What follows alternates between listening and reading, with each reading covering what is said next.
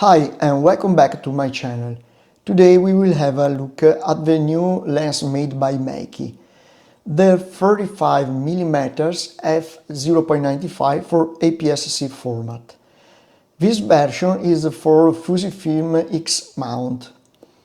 These are the quick specification, nothing fancy apart the f0.95 max aperture. The lens itself is quite compact considering the 0.95 maximum aperture. The cap is a classic plastic cap with push-in system. By the way, is quite firm, so it's not so easy to take it off by accident. The lens itself, compared to the 35-1.4, is a little bit longer, not so much as you can see. And as the front filter diameter are exactly the same, 52mm. If we compare to the 50 f0.95 by Meike, we can see the lens is nearly similar, but we have a big difference on the front diameter, 52 for the 35 and 62 for the 50. The lens overall is very well made. It's all metal, including the bayonet mount, and has this nice pattern like the old Asai Pentax Tecmar, and also has a clickless aperture as most modern manual lenses.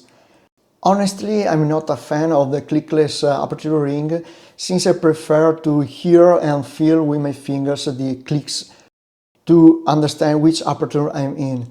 Without this, I always look to the lens to understand which aperture I'm in.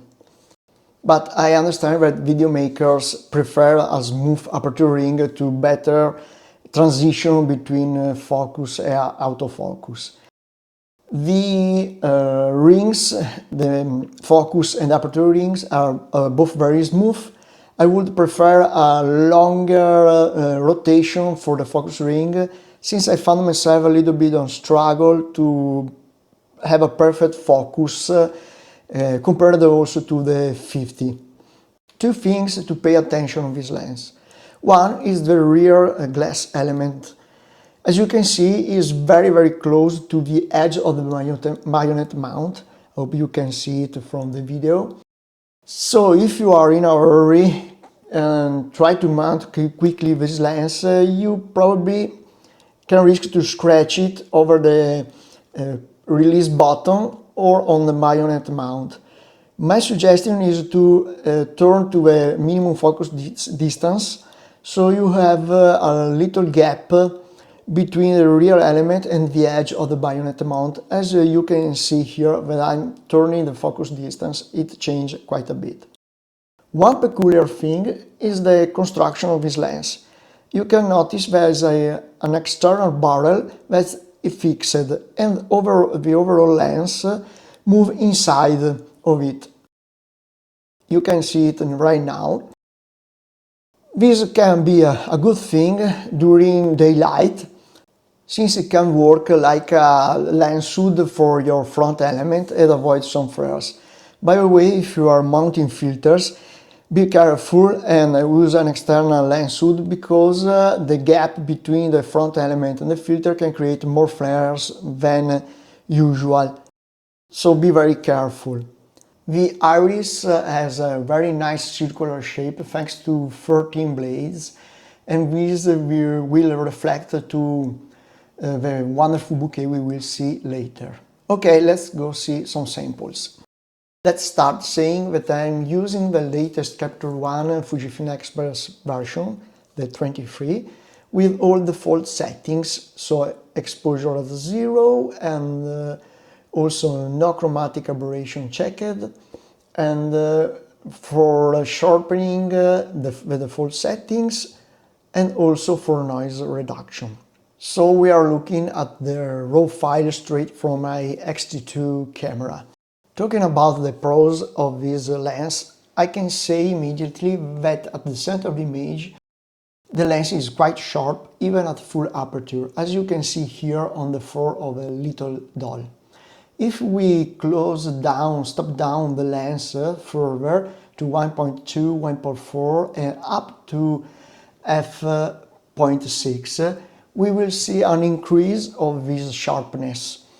So here you can see the difference between 5.6 and 0.95. In my opinion, 5.6 is probably the best aperture, since f8, 11 and 16 suffer from diffraction, and you can see the decrease of sharpness on the fur of a little doll. In my opinion, the three best apertures are 2.8, 4 and 5.6. And even if at 5.6 the background has a very nice blur and bokeh. Going back to 0.95, yes, the lens is very sharp, but it lacks a little bit of contrast, as you can see here, and it suffers from purple fringing, but especially some loca or longitudinal chromatic aberration, and this will be visible on nearly all aperture, since it is a longitudinal chromatic aberration, so you have to deal with it on nearly all your images. By the way, the only way to reduce this kind of chromatic aberration is to stop down and increase the depth of field of your lens. At 1.4 it is still a little bit visible, as you can see, and also there's still a little bit of purple fringing on high contrasted situation. Here you can see it just a tiny bit. f2 is nearly disappeared or completely disappeared. And also the chromatic aberration is nearly gone thanks to the depth of field increasing, and this will even better stopping down up to f0.6, as we already see. On the next video there's a quick comparison with the Fujifilm 35 1.4, and you can see how smooth is the transition between focus and autofocus part of the image on both lenses. Shooting at the minimum focus distance is a little bit tricky, since you can miss the focus at full aperture.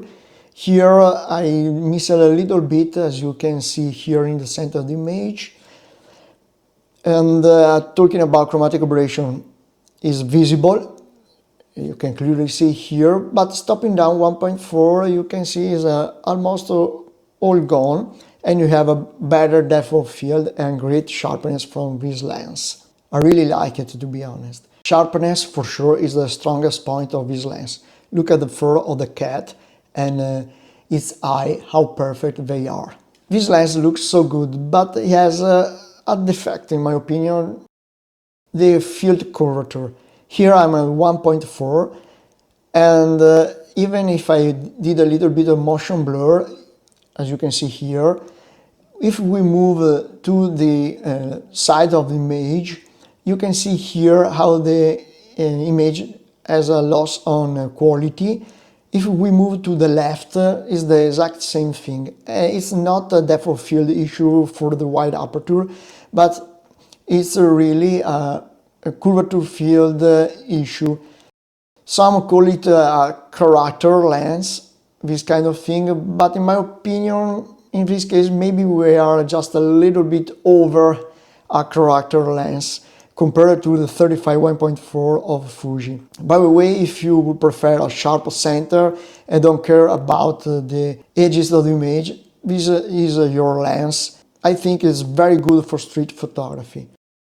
Looking at flares, you can see a little bit here on the top right, but thanks to the construction of the lens with this little lens hood, is not so bad. Pointing the lens to the lamp, you can see a little more flare, but the overall image remains still contrasted, and there's no haze or reflection all around the picture. But if you mount a filter on the front thread, due to the gap, you can see the difference here with and without a filter on the front. For my infrared friends, this lens is so-and-so in infrared. You can use it up to f4, as we are looking here, 2.8 this, and this is 4. If we increase the contrast to the max, it is clearly visible. still fixable, but it's there. If we stop down even more the lens, like 5.6 or 8 or 16, the hotspot is even worse. So, in my opinion, you can use this lens in infrared to up to 2.8, maybe 4 if you really need it. For those in a hurry that clicked already to the end of the video to the conclusions, this is what I think of this lens. The overall image quality is very good at the center of the image, especially for the sharpness. Stopping down up to 5.6 increase the sharpness and add also some contrast, so you have the best quality at 5.6. Unluckily, there's a lot of chromatic aberration or LOCA or longitudinal chromatic aberration on nearly all the aperture of this lens. So you always have to fight with the purple fringing and green cast along the edges of the image. For night photography and street photography is a very nice lens if you prefer to have a very sharp image in the center and don't care of the edges. For infrared is a so-so image, nice sharp in the center here too, but don't go over f4. Sometimes the bokeh can be a little bit confusing, as you can notice here on the right side of the image, especially on a tree with a lot of leaves. And here we are looking at the curvature field issue of this lens. For some can be a character, for some can be a defect. In my opinion, it's a little bit over the character side, as you can see here on the bottom corners of the image. So can be good or bad for your type of photography. It's up to you, the decision. I hope you enjoyed this review and see you soon on my channel. Bye bye!